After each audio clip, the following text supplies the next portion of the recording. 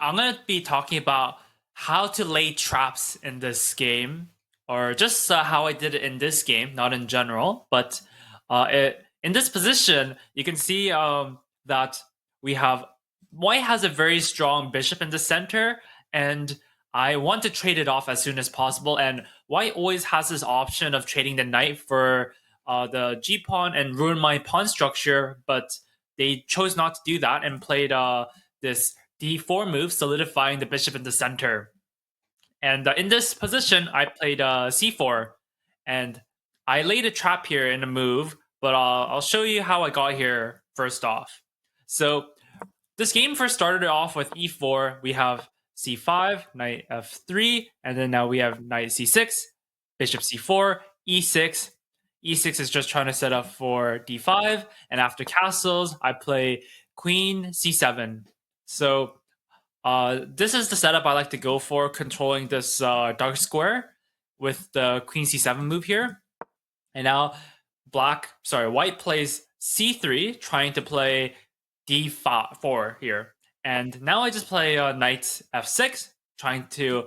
Now, if you just play the move d4 like intended, I'll just take the pawn. And if you take... This is just a much better position for black. So, of course, you don't want to do that. So, in the game, what they did is just play d3, just protecting the pawn. And they also opened up the bishop so it can go to g5, and I defended against that. I don't want to have a bishop there. Now they play rook e1, and the idea is that they want to push d e5 there. Now I play d6. The idea of d6 is just I want to guard that square one extra time. And now we have knight e3. And of course, I don't want the knight to go there. I think it'd be very annoying. And so I play a6 in this position. And now we have knight c2. And now we have b5. So this is the start of where, if white is not careful, they might lose their bishop, or I might trap their bishop. So they went to bishop e3. And now I just play bishop e7. And I'm just trying to castle here. There's nothing special with this move. And now we have a3. I think that a3 is not necessary, just because I think there are like better moves. Like they could have developed the knight to, let's say, this knight to here, and I think they could have had a better center control. Instead, they opted to spend the extra time with a3, so they can open up a square for the bishop.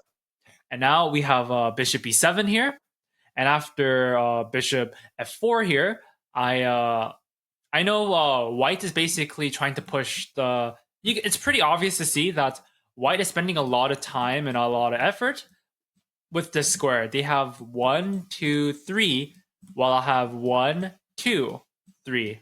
So it's 3, 3 controlling this square, and they're just investing a lot of materials into it. I know it's coming, but I'm not very too worried about it. So I just castle, and now they play the move e5.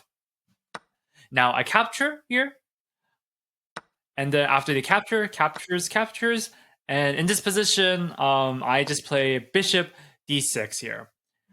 They could definitely do this here, and after this, I think this is not too bad for me, even though my king side's a little weak, and queen h5 is coming in the future. If I get something like... it's going to take a while for white to get an attack. It's like, for example, here, like let's say we have queen h5 here. Then I was thinking something like king h7, and the bishop's going to take a couple moves to get there. And I'm definitely trying to play this rook g8, and I thought this would be a great attack, because you see my bishop is already lined up here. So this would be a strategic mistake for white if they went for this. And so that's why I didn't mind the bishop being on that square. And in this position, white decided to play d4, solidifying the bishop's position in the center. And now I play, because the d3 pawn was covering this c4 square. And now once they push d4, now I trap the bishop essentially. And now this bishop has no squares on this diagonal anymore. And now I play rook d8. And this is where I set my trap, because you can see one of the ways you can set traps in chess is that you need to use tactics. And here the tactic is that I'll show it because I'm gonna play it in this game, and my opponent resigned.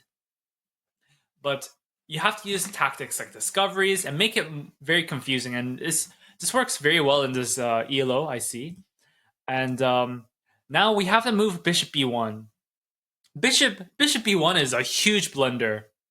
And I guess first off, like I'll give you guys like a couple like seconds to think about why it's a huge blunder. And this goes on to my trap as well. Because white wants to also, what they want to do is, because I blocked off the bishop here, like I feel like as a player, your instinctual feeling is to try to develop the knight here, or to try to get the bishop back into the game. And in this position, white tried to develop the bishop to this great diagonal, and you can see why it would be so, why they would think it's a great move. But it doesn't work for this reason alone. And that reason is that I just take the bishop, and now after they take the bishop, now I have this queen takes.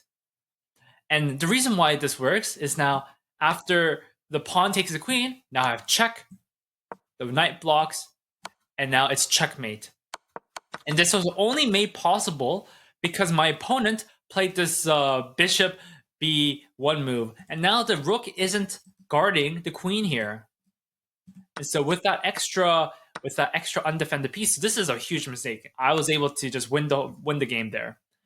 And yeah, that's all I wanted to talk about in this video. Yeah, thank you for watching, and please like and subscribe.